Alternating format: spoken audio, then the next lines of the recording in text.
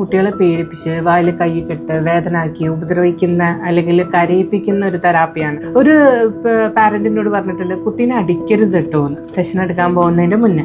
Child സെക്ഷനിൽ work ചെയ്യുന്ന ആൾക്കാർ അതിനായിട്ടുള്ള ട്രെയിനിങ് കിട്ടിയ ആൾക്കാരാണ്.